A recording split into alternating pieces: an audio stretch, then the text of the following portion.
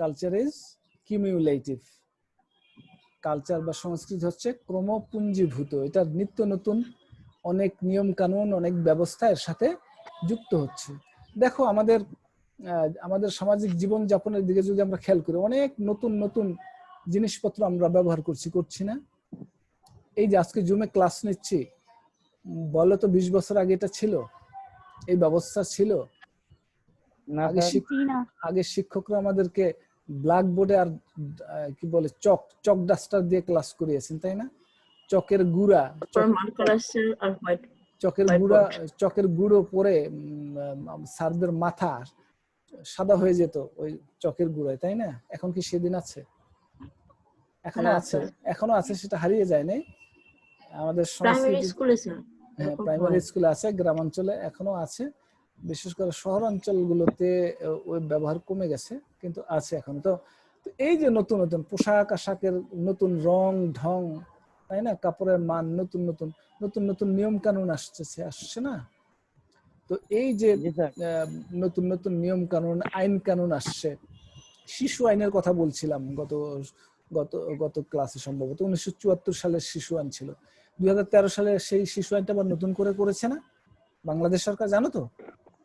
2013 সালে আবার নতুন করে শিশু আইন প্রণয়ন করেছে। তাহলে এই যে ধরো 74 সালের জায়গায় আবার 2013 সালে নতুন নতুন আইন কানুন, আইনের নতুন নতুন বিধান যুক্ত হচ্ছে আমাদের সংস্কৃতির মধ্যে। নতুন নতুন দ্রব্য সামগ্রী আমরা ব্যবহার করছি, নতুন নতুন সৃষ্টি করছি, দ্রব্য সৃষ্টি করছি, নতুন নতুন আবিষ্কার করছি তো নতুন নতুন উদ্ভাবন করছি, আমরা করেই যাচ্ছি বিশ্বব্যাপী। তো এই সংস্কৃতির মধ্যে নতুন নতুন সম্পদ যুক্ত হচ্ছে, নতুন নতুন বিধি বিধান, নিয়ম কানুন যুক্ত হচ্ছে সংস্কৃতির মধ্যে। নতুন নতুন সামাজিক নিয়ম কানুন, যে শিষ্টাচার বলি আমরা নতুন নতুন যে আদর্শ, নৈতিকতা, নতুন নতুন নৈতিকতা যুক্ত হচ্ছে আমাদের সংস্কৃতির মধ্যে। তো এই কারণে বলা হয় সংস্কৃতি কিউমুলেটিভ, ক্রমাগত এটা যুক্ত করে নেয়। যে নতুন নতুন যে সংস্কৃতির যে নতুন নতুন নতুন যে ধরন বা নতুন নতুন যে নতুন প্রবর্তিত যে নিয়ম কানুন, এগুলো সংস্কৃতির মধ্যে যুক্ত হতে থাকে। এই কারণে বলা হয় এটা কিউমুলেটিভ, মানে এটা ক্রমপুঞ্জীভূত, এটার মধ্যে নতুন নতুন নিয়ম কানুন যুক্ত হতে থাকে। তারপরে বলা আছে, আমি একটু দ্রুত আগাবো, হ্যাঁ। তারপরে culture is the socialisation of young generation. এটা বলা হচ্ছে যে সংস্কৃতি হচ্ছে ছোট ছোট বাচ্চা যারা, তাদের একটা সামাজিকীকরণ। সংস্কৃতি মানে হলো ছোট ছোট যারা, আজকে যারা ছোট, তাদেরকে সামাজিকীকরণ করে, তাদেরকে সামাজিক মানুষে আস্তে ধীরে তাদেরকে বড় করে তোলা হয়, তাই না? তাদের মধ্যে জ্ঞান, তাদের মধ্যে নতুন নতুন শিক্ষা, তাদের মধ্যে যে আন্ডারস্ট্যান্ডিং, বোধ, সমাজের নিয়ম কানুনের যে ব্যবস্থা, সমাজে চলতে হলে যে ব্যবস্থা, তারপরে সমাজের প্রয়োজনের সাথে তাল মিলিয়ে চলতে হলে শিশুকে নতুন নতুন জিনিস বা বিষয় আশয় বা কি বলে বিধি ব্যবস্থা শিখাতে হয়। এই শিখানোর মধ্য দিয়ে ছোট্ট শিশুটি একসময় একজন বড় মানুষের মতো সে স্বাভাবিক কিংবা কাম্য আচরণ করতে শিখে। তাহলে এই যে ছোট্ট মানুষটাকে আমরা শিখিয়ে পড়িয়ে তাকে সমাজের জন্য উপযুক্ত করে দিলাম, এটাকে বলা হয় কি সামাজিকীকরণ। সংস্কৃতি এই সামাজিকীকরণের কাজটা করে এবং এই করার মধ্য দিয়ে ছোট্ট ছোট্ট শিশুদেরকে বড় বড় মানুষে পরিণত করে। বুঝা গেল? এখন এই সামাজিকীকরণ যদি সঠিক না হয়, যদি শক্তিশালী না হয়, যদি দুর্বল হয়, তাহলে এই ছোট ছোট বাচ্চারা বড় হয়ে সামাজিক মানুষে পরিণত নাও হতে পারে, অসামাজিক হয়ে গড়ে উঠতে পারে। যদি অসামাজিক হয়ে যায়, সমাজ নির্ধারিত যে আচরণের পরিপন্থী অন্য ধরনের কোনো আচরণ যদি করে, বিচ্যুত আচরণ যদি করে, তাহলে এই সমাজটা যে বিশৃঙ্খলা, এটা ভরে যাবে। সমাজটা হুমকির মধ্যে পড়বে। সমাজের শান্তি শৃঙ্খলা এগুলো নষ্ট হবে। সে কারণে সংস্কৃতির একটা মৌলিক দায়িত্ব হলো ছোট ছোট বাচ্চা, আজকে যে বাচ্চারা জন্মগ্রহণ করছে এই বাচ্চাদেরকে পরিপূর্ণ প্রপার কেয়ারিং এবং তাদেরকে নার্চারিং, তাদের এডুকেটিং, এগুলো করার মধ্য দিয়ে, তাদের শেখানোর মধ্য দিয়ে তাদেরকে সমাজের জন্য উপযুক্ত নাগরিক হিসেবে গড়ে তুলবার কাজটা কে করে? সংস্কৃতি করে থাকে। এই যে একজন ছোট্ট বাচ্চাকে একজন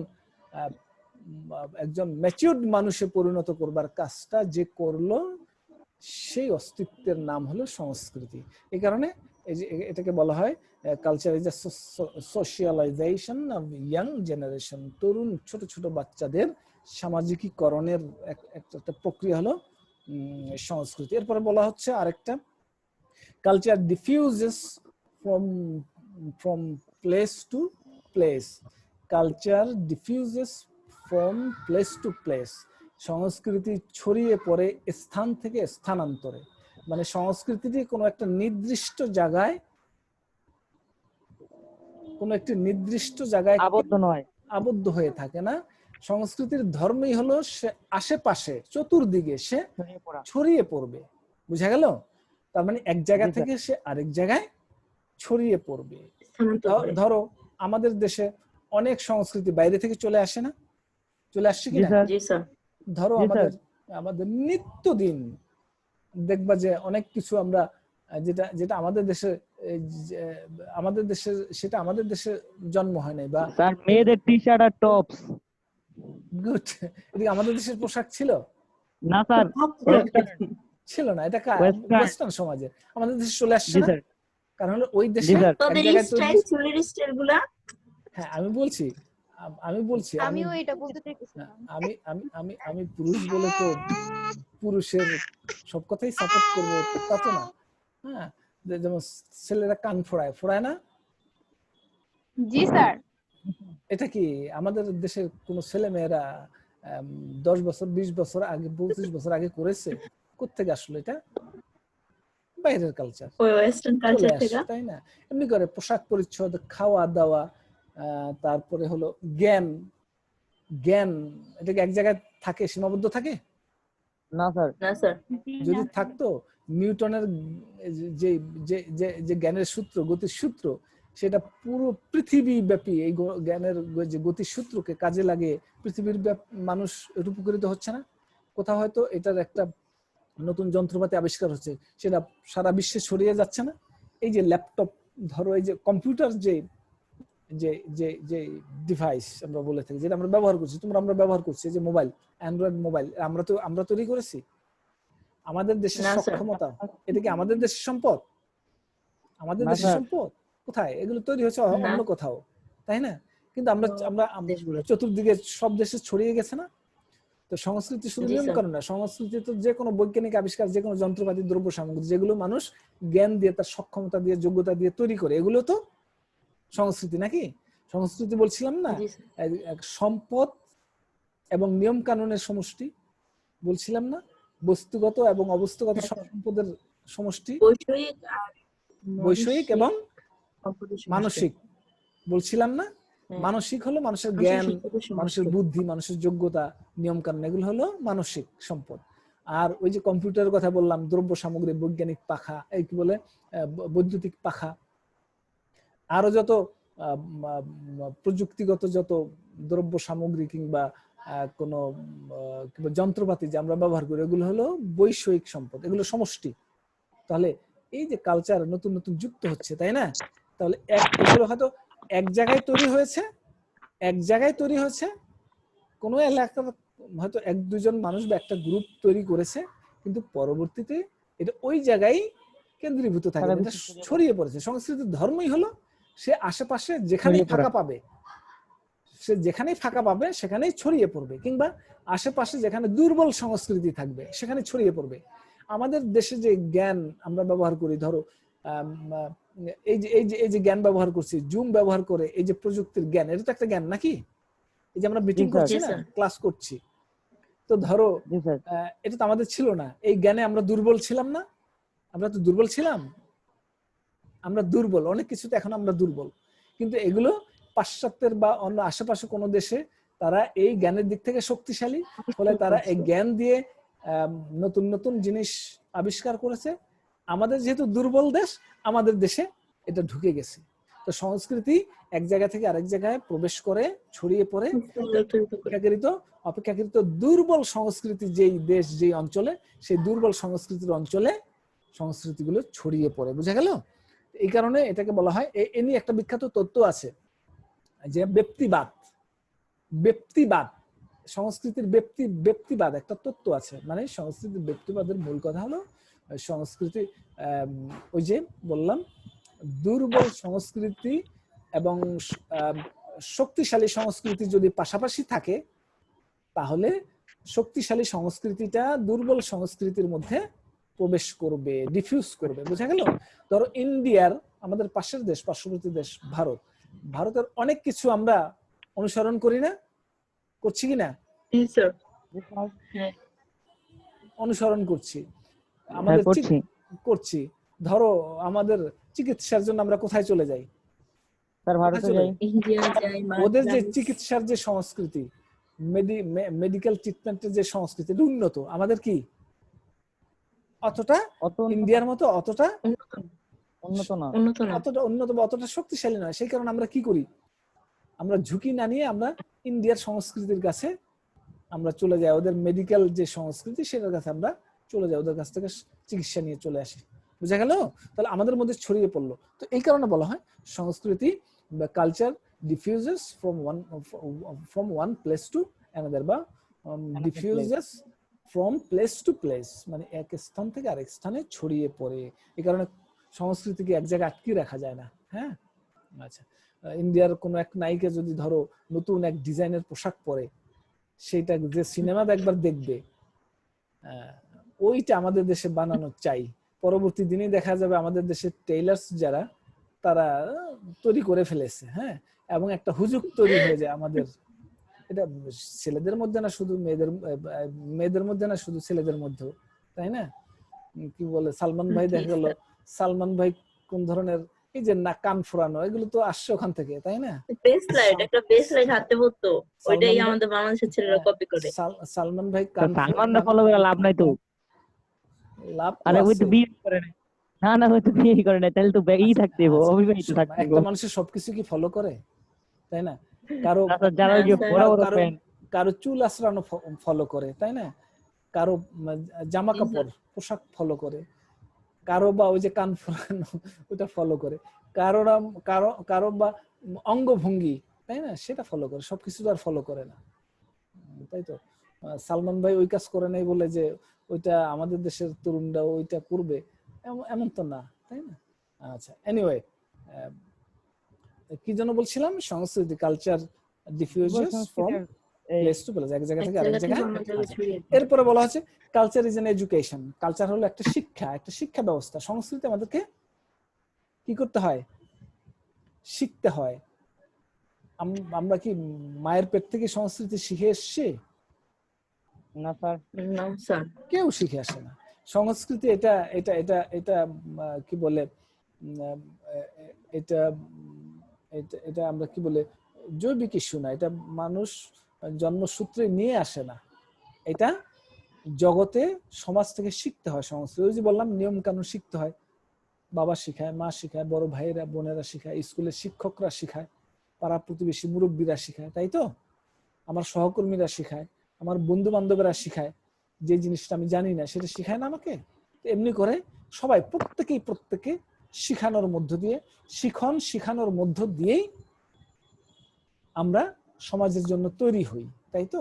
তো এডুকেশন মানে কালচারটা হলো একটা এডুকেশন, একটা শিক্ষা, যেটা আমরা সমাজ থেকে গ্রহণ করি কি সমাজে টিকে থাকতে, সমাজে টিকে থাকতে, সমাজে আমাদের মান, আমাদের সম্মান, আমাদের সুনাম, আমাদের কি বলে মান মর্যাদা সহকারে বেঁচে থাকার জন্য যে মানুষের যে জ্ঞান, যে বিবেক বোধ, যে নীতি নৈতিকতা কিংবা যে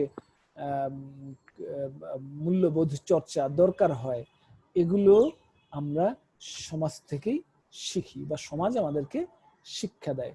সমাজের বিভিন্ন সিস্টেম রয়েছে। সিস্টেম বলতে এই যে বললাম পরিবার সিস্টেম, তারপরে ধর্ম মসজিদ, মাদ্রাসা, কিংবা ধরো স্কুল কলেজ, কিংবা ধরো মন্দির, হয়তো গির্জা, নানান ধরনের প্রতিষ্ঠান থাকে সমাজে। এই প্রাতিষ্ঠানিক ব্যবস্থার মধ্য দিয়ে আমরা ক্রমাগত শিখছি, সমাজ থেকে সংস্কৃতি শিখছি। এই কারণে বলা হয় সংস্কৃতি হলো একটা education, culture is an education. তারপরে হলো কালচার ইজ ভ্যালুস। কালচার হলো একটা মূল্যবোধ। কালচারটা হলো একটা মূল্যবোধ। মূল্যবোধটা কি? মূল্যবোধটা হলো একটা আদর্শ মানদণ্ড। আদর্শ মানদণ্ড বলতে পারো। মূল্যবোধটা হলো যে কোথায় মূল্যটা দিতে হবে, কোথায় মূল্যটা আরোপ করতে হবে, কিসে কিসে, কোন দ্রব্য, কোন বস্তুতে, বা কোন ব্যক্তিতে, কিংবা কোন নিয়ম কানুনে আমি গুরুত্ব আরোপ করব, মূল্য আরোপ করব।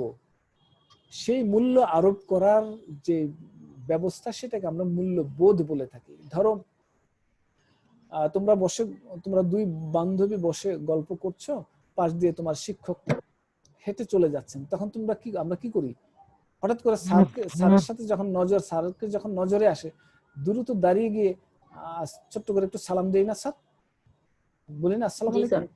তো কত মানুষ হইতে যায়, শত শত মানুষ যায় আসে, কাউকে দেখে কি উঠেছি?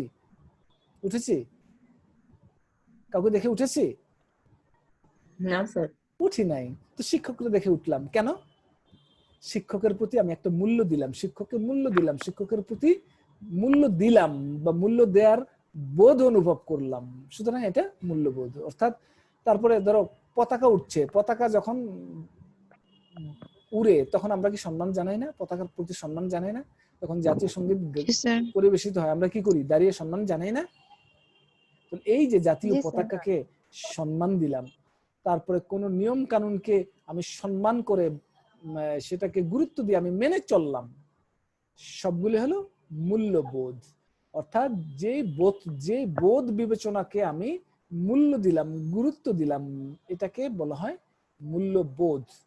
বুঝা গেল? যে উপলব্ধির প্রতি আমি গুরুত্ব দিলাম।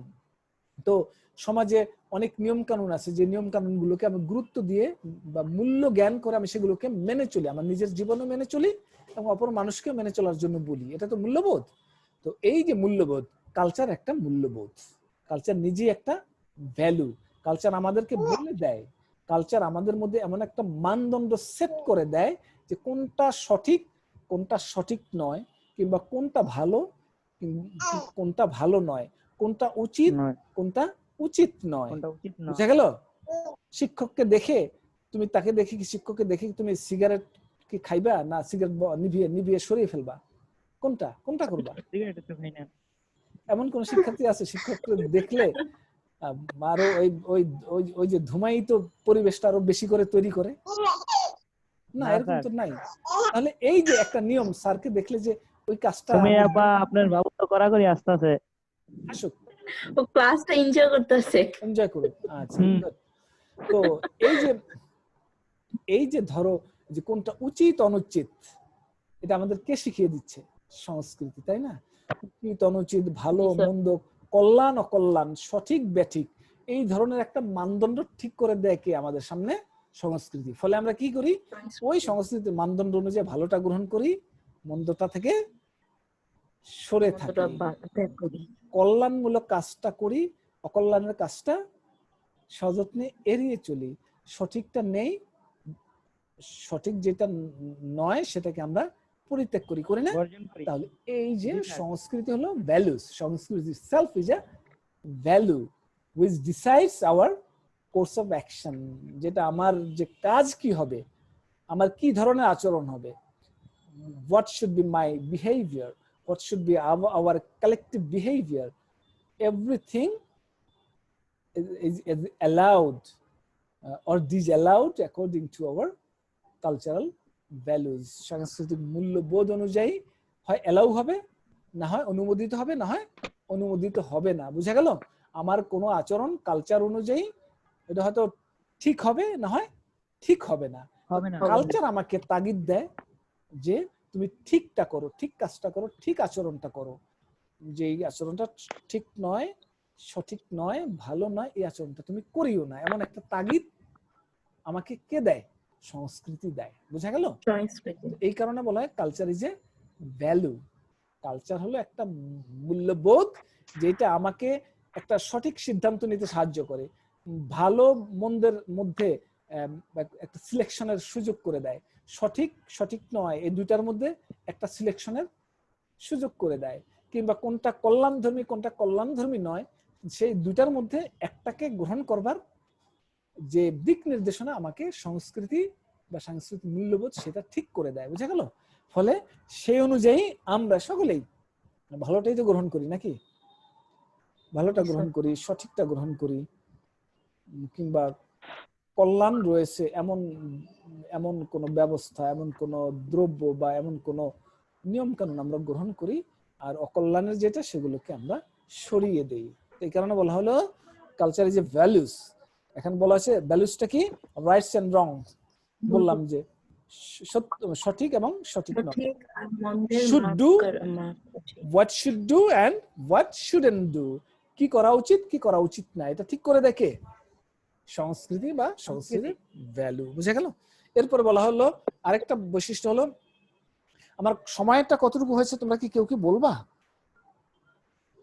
আচ্ছা, সময়টার দিকে খেয়াল রাখো। অটোমেটিক্যালি সামনে যখন 40 মিনিট শেষ হয়ে যাবে তখন অটোমেটিক্যালি শেষ হয়ে যাবে, ক্লাসও শেষ হয়ে যাবে, আমিও হয়তো তোমাদের কাছ থেকে বিদায় নিতেও পারি নাও নিতে পারি। বুঝা গেল? তো যখনই শেষ হয়ে যাবে তখনই শেষ। হ্যাঁ, আচ্ছা।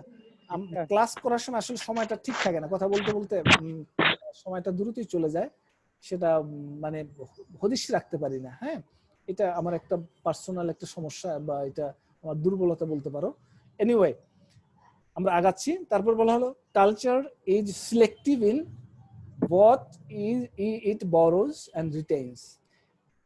কালচার হলো নির্বাচনমূলক in what borrows and what, মানে কালচার হলো নির্বাচনমূলক। নির্বাচনমূলক কি কি গ্রহণ করব এবং কি সংরক্ষণ করব, এটা কালচার আমাদেরকে সিলেকশন করতে সাহায্য করে। বুঝা গেল?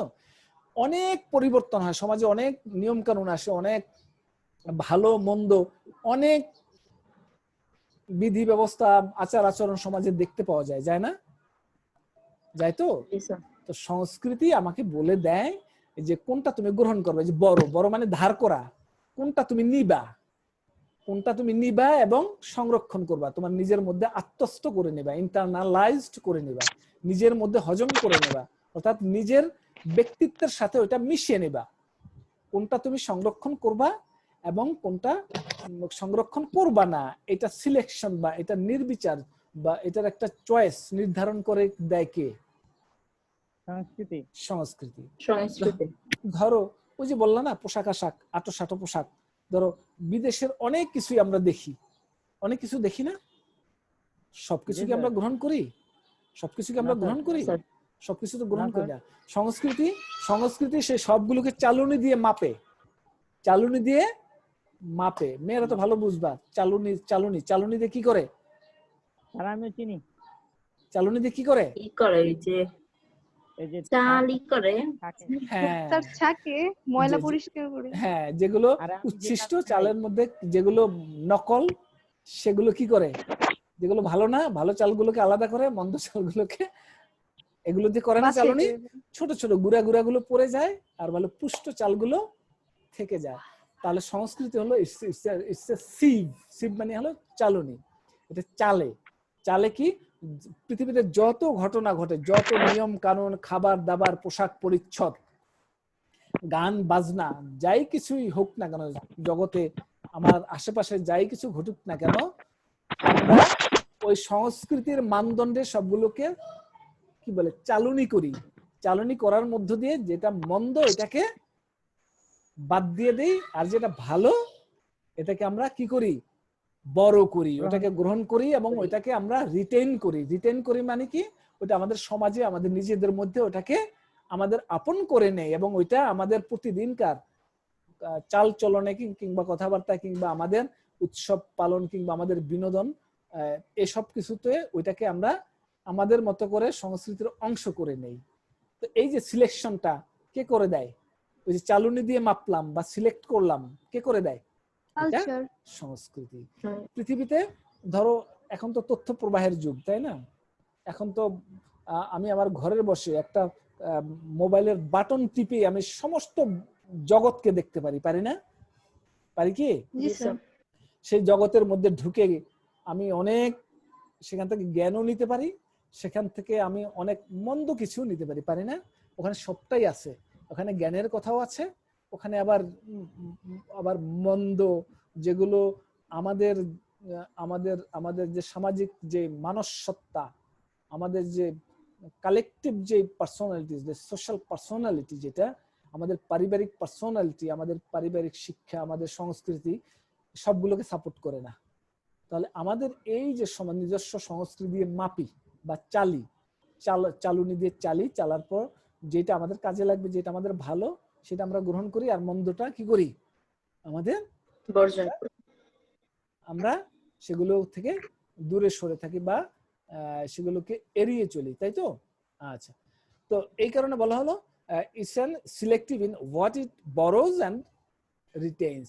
আমরা কি গ্রহণ করব এবং কি সংরক্ষণ করব, এটা নির্ধারণ করে, এটা সিলেকশন বা নির্বাচনমূলক একটা ব্যবস্থা তৈরি করে দেয় হলো সংস্কৃতি। সবকিছু আমরা গ্রহণ করি না, নির্বিচারে গ্রহণ করি, নির্বিচারে গ্রহণ করি না।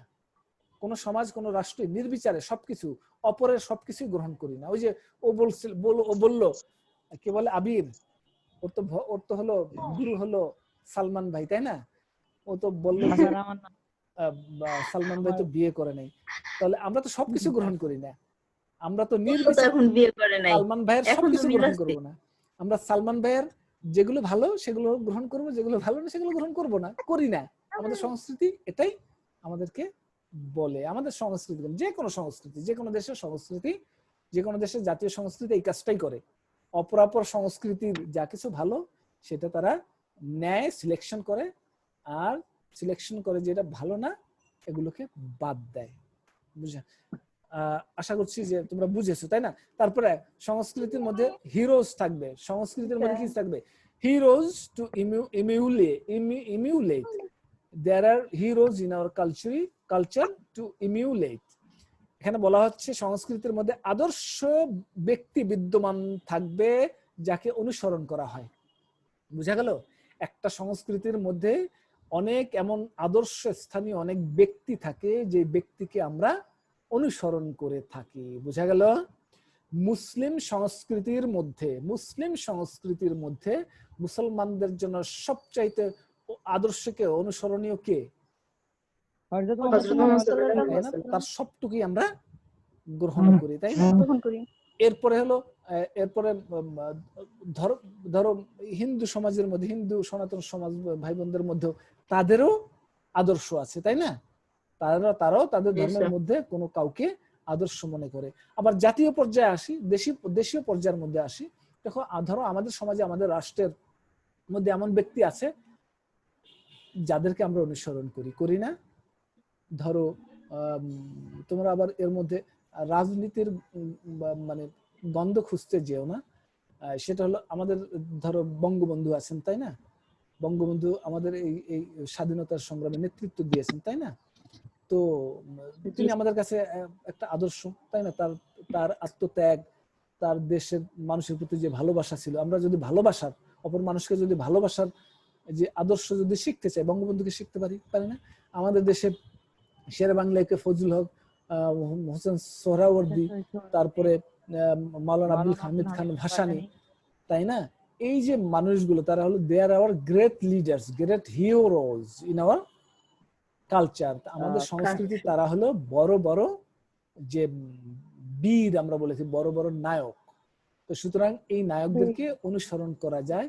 তো সংস্কৃতির একটা বৈশিষ্ট্য হলো তার সংস্কৃতির মধ্যে নিজস্ব পরিমণ্ডলে এমন কিছু আদর্শ স্থানীয় যে হিরোজ থাকবে, ব্যক্তিবর্গ বা নেতা থাকবে। এটা হতে পারে পলিটিক্যাল লিডার, হতে পারে আধ্যাত্মিক লিডার, হতে পারে কোনো সোশ্যাল লিডার, হতে পারে কোনো ইকোনমিক লিডার, হতে পারে পলিটিক্যাল লিডার, পারে না? বিভিন্ন ক্ষেত্রে বিভিন্ন জন আদর্শ স্থানীয় ব্যক্তি থাকতে পারে যাদেরকে আমরা অনুসরণ করি, যাদেরকে আমরা আদর্শ মনে করি। যাদেরকে আদর্শ মনে করি মানে কি? তাদের কোনো কাজ, তাদের রেখে যাওয়া কোনো কাজকে আমরা আদর্শ মনে করি, অনুসরণ করি। তো এটা বলা হচ্ছে যে সংস্কৃতির মধ্যে কিছু জাতীয় বীর থাকবে, জাতীয় নায়ক থাকবে, যাদেরকে অনুসরণ করা যায়, যাদের বা আদর্শ ব্যক্তিবর্গ থাকবে যাদেরকে অনুসরণ আমরা করি বা যাদেরকে অনুসরণ করা যায়। এরপর আরেকটা বৈশিষ্ট্য হলো culture provides specialities and limited number of alternatives. সংস্কৃতি বিশেষত্ব দান করে and limited number of alternatives এবং কিছু সংখ্যক বিকল্প ব্যবস্থা, কিছু সংখ্যক বিকল্প দান করে। কে? সংস্কৃতি। এটা বোধহয় বুঝা গেল না, তাই না? সংস্কৃতি আমাদের মধ্যে স্পেশালিটিস কি করে দান করে। কোন কোন সংস্কৃতি দেখবা ওই যে বড় বড় কথা বললাম না, ধরো কেউ হয়তো বিজ্ঞানের ক্ষেত্রে খুব খুব বড় জ্ঞান যোগ্যতার অধিকারী, কেউ হয়তো সামাজিক যেই বিচার ফয়সালা, সামাজিক মানুষকে সংগঠিত করা, সামাজিক মানুষকে পথ দেখানো, কিংবা আশেপাশে পাড়া প্রতিবেশী বা সমাজস্থ পাড়া মহল্লার মানুষকে পথ দেখানোর জন্য কোন ব্যক্তির মধ্যে বিশেষ কোন জ্ঞানের সমাবেশ থাকতে পারে, পারে না? কেউ হয়তো একজন শিক্ষার উপরে প্রথিত যশা পাণ্ডিত্যপূর্ণ ব্যক্তিবর্গ বা পাণ্ডিত্য অর্জন করতে পারে, পারে কিনা? কেউ হয়তো আইসিটি সেক্টরে বিশেষ বুৎপত্তি বা জ্ঞানের বা স্পেশালিটিস বা বিশেষজ্ঞ জ্ঞান রাখতে পারে, অর্জন করতে পারে, পারে না?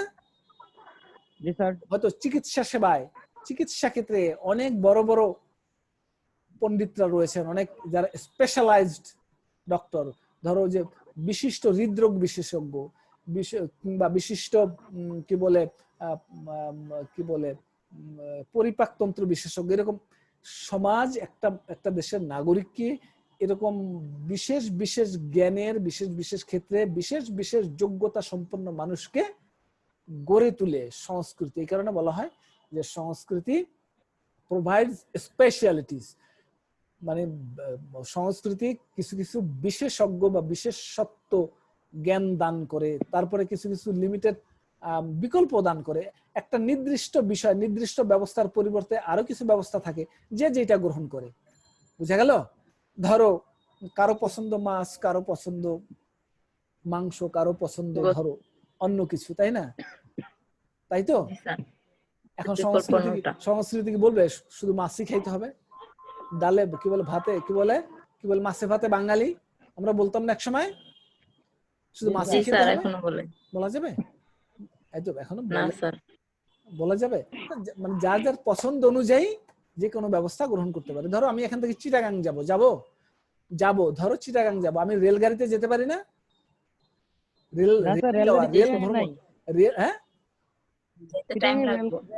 এখন নাই, করোনাকালীন সময় হয়তো নাই, তাই না? পাহাড়ি এলাকায় রেল লাইন হয় না তো। চিটাগাং এর রেল লাইন মানে কি মাথা কি তোমার গেছে না আছে?